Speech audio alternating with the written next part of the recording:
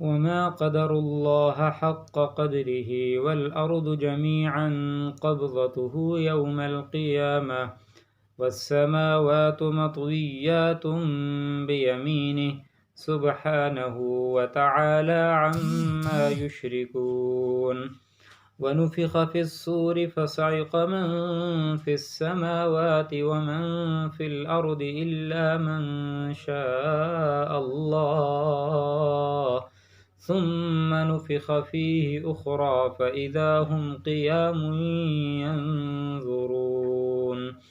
وأشرقت الأرض بنور ربها ووضع الكتاب وجيء بالنبيين والشهداء